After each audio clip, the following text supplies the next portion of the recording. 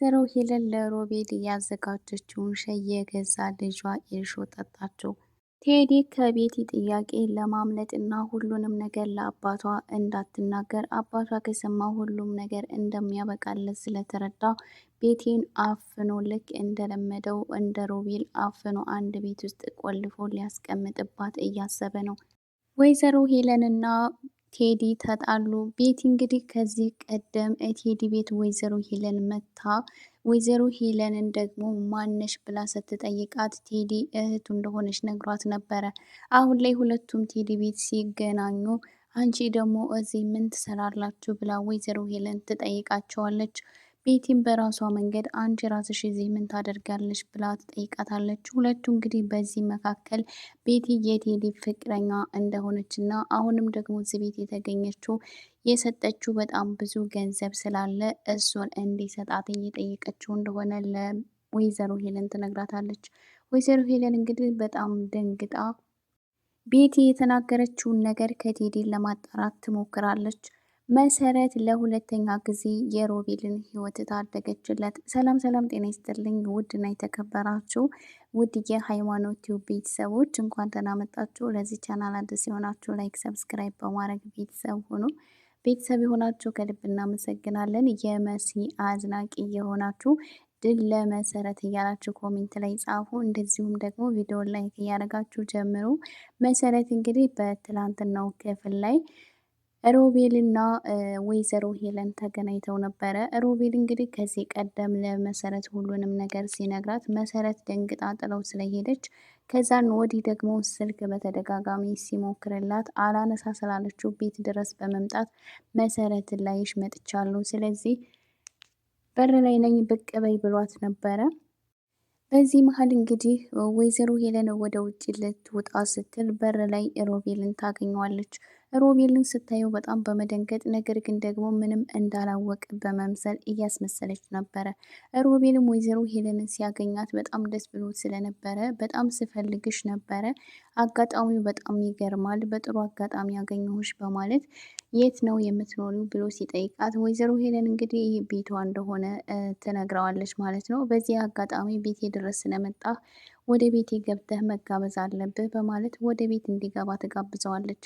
በዚህ ሰዓት እንግዲህ መሰረት ሮቤልን ለማግኘት ወደ ውጭ ልትወጣ ስትል ወይዘሮ ሄለን ደግሞ ለቴዲ ሻይ ይቅርታ ለሮቤል ሻይ ለማምጣት ወደ ኪችን በሄደችበት ጊዜ መሰረት ሮቤልን ስታየው ወደ ላይ በፍጥነት ይዛ በመውጣት ስለ ወይዘሮ ሄለን ምንም ነገር ሳትነግረው ነገር ግን የምትሰጠውን ነገር ምንም ነገር መብላትና መጠጣት እንደሌለበት በዚህ በፍጥነት ከዚህ ቤት መውጣት እንዳለበት አስጠንቅቃ ትነግረዋለች። ሮቤል እንግዲህ በሁኔታው ግራ ቢጋባ ማለትም መሰረት ፎቶዋን ሲያሳያት ለምንድን ነው አላውቃትም ያልሺ ብሎ ሲጠይቃት ምንም ነገር መናገር አልችልም፣ ነገር ግን ከዚህ ቤት በፍጥነት እንድትወጣ ፈልጋለሁኝ እኔን የምታምነኝ ከሆነ በማለት ለሁለተኛ ጊዜ ህይወትህን ነው የምታደግልህ ብላ ትነግረዋለች። ሮቤል የመሰረት ሁኔታ ግራ ቢያጋባውም ነገር ግን ከወይዘሮ ሄለን ይልቅ መሰረትን ማመንን መርጧል ማለት ነው። ወይዘሮ ሄለን ቀደም ሲል መሰረት እብድ እንደሆነች እና አእምሮዋ ትክክል እንዳልሆነ ነበር እየነገረችው። እውነት እንዳለችኝ አብደሻል ወይ ብሎ ሲጠይቃት መሰረት እኔ በጣም ጤነኛ ነኝ፣ እሷ የምትልህን ነገር መስማት የለብህም በማለት እንግዲህ ለሮቤል ከነገረችው በኋላ ሮቤልም እንግዲህ ከወይዘሮ ሄለን ራሱን መጠበቅ ችሏል ማለት ነው። እንግዲህ ወይዘሮ ሄለን ማለትም መሰረት እንዳለችው ሻይ ወይም ደግሞ ምግብ ልታመጣለት ትችላለች። ከዛ ያንን ከበላ ከጠጣ በኋላ ደግሞ ምን ሊፈጠር እንደሚችል አይታወቅም። ስለዚህ ከዚህ ቤት በፍጥነት ውጣ ብለው ስለነበረ ወይዘሮ ሄለን ያመጣችለትን ሻይ ላለመጠጣት ስልክ የተደወለለት አስመስሎ በፍጥነት ከዛ ቤቱን በፍጥነት ለቆ ይወጣል ማለት ነው። ወይዘሮ ሄለን እንግዲህ በዚህ ሰዓት በጣም ትናደዳለች። ምክንያቱም አጋጣሚው ለሷ በጣም አሪፍ ስለነበረ አጋጣሚውን መጠቀም ፈልጋ ነበረ፣ ነገር ግን አልተሳካላትም። ቴዲ እንዳለው መሰረትና ሮቤል ከዚህ ቀደም ጓደኛሞች እንደሆኑ ነግሯት ስለነበረ ጓደኛ ይዝ ቤት አለች ብሎ ሮቤል ሲነግራት ቴዲ የተናገረው ነገር እውነት እንደሆነ ለማረጋገጥ ትችላለች ማለት ነው። ሮቤል እንግዲህ ከወይዘሮ ሄለን ጋር መገናኘት እንደሌለበት መሰረት ስትነግረው ወንድምህንም እኔ ፈልጌ አገኝልሃለሁ ብላ ቃል ገብታለታለች። አሁን ላይ መሰረት ቤሉልና ሮቤልን ለማገናኘት ለምንድን ነው እንደዚህ የከበዳት? ከዚህ ቀደም ወንድም እንዳለው በጭራሽ አታውቅም ነው ወይስ ደግሞ እንዴት ነው? መሰረት አሁን ላይ ነገሩ በጣም ከአቅሟ በላይ እየከበዳት እንደሆነ መታለች። በዛ ላይ ደግሞ ጽንሱም እየገፋ ስለሆነ ወይዘሮ ሄለን የሆነ ነገር ልታደርጋት ስለምትችል ከዚህ ቀደም ደግሞ ከሸው ጋር ተያይዞ ማለትም ወይዘሮ ሄለን ሻይ እንድትጠጣ ሰጥታት ስለነበረ የሆነ ነገር ማድረግ እንደምትፈልግ መሰረት ታውቃለች። ስለዚህ እኔና ልጄን ለመጠበቅ ስል ከዚህ ቤት መውጣት ይኖርብኛል ብላለች። ነገር ግን መሰረት ከዛ ቤት ወጥታ ወዴት ነው የምትሄደው? ምንም አይነት የምትሄድበት ቦታ ስለሌላት በጣም ግራ ተጋብታለች። መሰረት እዚህ የራሷ ህይወት በጣም እያሳሰባት እያለ እንደገና ደግሞ ለሮቤል በጣም እየተጨነቀች ነው። በተለይ ደግሞ የቤሉል ወንድም መሆኑን ካወቀች ጊዜ ጀምሮ ምን ማድረግ እንዳለባት ግራ ተጋብታለች። ሮቤልም እንግዲህ ወንድሜ እንደምታገኝልኝ ቃል ገብተሽልኝ ነበረ፣ ነገር ግን ወይዘሮ ሄለን በዛ ልክ የጠላሻትና የሰጠችኝን ነገር እንዳልበላ መሆን እንዳልጠጣ የፈለግሽውን ለምንድን ነው ብሎ ሲጠይቃት፣ በዚህ ሰዓት እንግዲህ ያሳገተች እሷው እራሷ እንደሆነች ያ ቴዲ የሚባለው ማለትም አግቶ ያስቀመጠ ሰውና እሷ በጣም ወንጀለኞች ናቸው። ምንም የማይሰሩት ወንጀል የለም። ስለዚህ አንተም ከወንድም ጋር እንዳትገናኝ ስትል ነው እራሷ ያሳገተችው።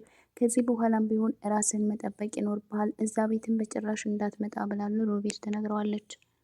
ሮቤል ነገሩ ትንሽ ግራ ቢያጋባውም ነገር ግን ይህን ሁሉ ነገር ማድረግ ለምን ፈለገች ብሎ ሲጠይቃት አንደኛ ሀብት ንብረቱን እንዳትወስዱና ሲቀጥል ደግሞ ያወቅባቸው ሚስጥር የጋራ ሚስጥራቸውና ሁለቱም አንድ ላይ ስለሆነ ወንጀል የሚሰሩት ያ እንዳይጋለጥባቸው ሊሆን ይችላል። ሆነም ግን ከነሱ ጋር መገናኘት የለብህም፣ በተለይ ደግሞ ወይዘሮ ሄለንን በፍጹም ማግኘት የለብህም ብላ ለሮቤል ታስጠነቅቀዋለች። ነገር ግን በአጭር ጊዜ ውስጥ ወንድሙን ፈልጋ እንደምታገናኘው ቃል ገብታለታለች። መሰረት አሁን ላይ ትንሽ ከአሰበች በኋላ ምናልባት ከቤሉል ጋር እንዲገናኝ ልታደርገው ትችላለች። ሌላው እንግዲህ የኑኑና የቤሉል ጉዳይ ነው። ኑኑና ቤሉል አሁን ላይ ቤተሰብ ስላልፈቀደላቸው ሁለቱ በጣም ግራ ተጋብተዋል። ኑኑዬም ደግሞ ግዴታ ቤሉልን ማግባት አለብኝ ብላ ስላሰበች ቤቱን ለቅቄ እወጣለሁኝ ወይም እጠፋለሁ ብላ ለእናቷ ልትናገር እና እናቷም ደግሞ ይሄ ነገር በጣም ስለሚያስጨንቃት ሳትወድ በግዷ እንደምትስማማ አድርጋ እያሰበችና ልጠፋ ነው ብላ ለእናቷ ልትነግራት እንደሆነ ለቤሉል ስታማክረው ነበረ። ቤሉልም እንግዲህ የሚሰራ ከሆነ ብሎ ይህንን ነገር እንድታደርግ ነግሯታል ማለት ነው። ኑኑዬ እንግዲህ በዚህ ሰዓት ለእናቷ ልጠፋ ነው፣ ከዚህ ቤት ይህን ቤሉል እንዳገባ ካልፈቀዳችሁልኝ ከዚህ በኋላ እዚህ ቤት አልቆይም፣ አብሬው እጠፋለሁ ብላ ስትነግራት አይንዬ እንግዲህ በጣም ልትደነግጥና እሷም ደግሞ ልክ እንደ መሰረት አይነት ነገር ሊያጋጥማት እንደሆነ በማሰብ በጣም ስትጨነቅና ስታማርር እንመለከታለን። አይንዬ አሁን ላይ ልጆቿ ከቁጥጥሯ ውጭ ሆነውባታል። እዚህ መኮሊዛን ወደድኳት፣ አፈቀርኳት በማለት ስርስሯ ሲል ታየዋለች። አሁን ላይ ንኑዬ ደግሞ ከቤሉል ጋር አብሬ ካልሆንኩኝ ሞቼ እገኛለሁኝ እያለች ነው። አሁን ላይ መሰረት ከዚህ ቀደምም እንግዲህ ከቴዲ ጋር አብሬ መሆን አለብኝ በማለት እና ከቤተሰቦቿ ውጪ በመሆን የተፈጠረውን ነገር ሁላችንም ተመልክተናል። አሁን ላይ አይንዬ ደግሞ የመሰረት ሳይበቃኝ አሁን ላይ ደግሞ ወንዱ ልጅና ሴቷ ልጅ ማለትም በኑኑዬ በጣም እያዘነችና እየተበሳጨች ትገኛለች። አሁን ላይ መኮም ቢሆን እህቶቹን ምንም ቁጥጥር ቢያደርግባቸውም ነገር ግን እሱ ደግሞ ከሊዛ ስር አልጠፋ ብሏል። አይንዬ እንግዲህ ሊዛ የምትሆነው አይነት ሴት እንዳልሆነች እና እሱና እሷ ደግሞ በደረጃም ቢሆን እንደማይመጣጠኑ እሷን መመኘት ማቆም እንዳለበት በተደጋጋሚ እየነገረችው ነበረ። መኮም እንግዲህ እኔ በእሷ ለመወደድ ምን ያንሰኛል እያለ ነበረ። አይንዬም እንግዲህ ምንም አይነት ገንዘብ የለም፣ እሷ እኮ የከተማ ልጅ እና ብዙ የተማረች ልጅ ናት። አንተ ደግሞ ትምህርት የለ ወይ ገንዘብ የለ ወይ እውቀት የለ፣ ለምንድን ነው እሷን መመኘት የማታቆመው? ምናልባት አንድ ቀን እሷ ልጅ መጥፊያ ልትሆን ትችላለች እያለች እያስጨነቀችውና እየጨቀጨቀችው ነበረ። መኮን ግን ከሊዛ ሊርቅ አልቻለም ማለት ነው። አሁን ደግሞ የኑኑ ሲጨመር እንግዳ አይንዬ በልጆቿ በጣም እያዘነች እና ከቁጥጥር ውጪ መሆናቸው በጣም ትልቅ ጭንቀት ውስጥ ይከቷታል ማለት ነው። ሌላው እንግዲህ ቴዲ ወይዘሮ ሄለንን ምን አይነት ውሸት ዋሽቶ የሚያሳምናትና ከዚህ አይነት ወጥመድ ውስጥ ሊወጣ ይችላል ብላችሁ ታስባላችሁ? ቴዲ እንግዲህ ከዚህ ቀደም በውሸትና በማስመሰል በጣም የተከነ ሰው ሲሆን አሁን ላይ ግን ቴዲና ይቅርታ ቤቲና ወይዘሮ ሄለን መገናኘታቸውን አስመልክቶ ቴዲ ትልቅ ጭንቀት ውስጥ ገብቷል ማለት ነው። እንዴት አድርጎ ማሳመን እንደሚችል እያሰበ ነበረ ማለት ነው። ስንመለከተው በጣም ደንግጧል። ወይዘሮ ሄለንም እንግዲህ ሁለቱን እዛ ቤት ውስጥ ስታያቸው በጣም ደንግጣለች። እዚህ ምን ሊያደርጉ ነው? ቴዲንስ እንዴት አወቁት? ምናልባትም ደግሞ የሚሰሩትን ነገር ደርሰውበት ይሆን የሚል ብዙ ጭንቀቶችን ወደ አእምሮዋ እየመጡ ሲያስጨንቋት ነበረ ማለት ነው። እንግዲህ ቤቲም ገንዘቤን በቅርቡ እንድትመልስልኝ እፈልጋለሁ በማለት አለዛ ግን ለአባቴ ሁሉንም ነገር ተናግሬ አባቴ እዚህ ነገር ውስጥ እጁ ከገባበት ደግሞ ምን ሊያደርግ እንደሚችል በደንብ ጠንቅቀ ታውቃለህ በማለት ቴዲን ስታስፈራረው ቴዲ እንግዲህ በጣም ደንግጦ ነበረ። የአባቷ ነገር ሲነሳ እንዴት ይህንን አይነት ስህተት እሰራለሁ? እሷን እኮ ልንከባከባትና የምፈልገውን ነገር እስከማገኝ ድረስ በደንብ ሊይዛት እየገባ ነበር ብሎ ነበረ። አሁን ላይ ቴዲ ያለው አማራጭ ምናልባት ልክ እንደለመደውና እንደሚያደርገው ቤቲን አፍኖ ሊይዛት ይችላል ማለት ነው።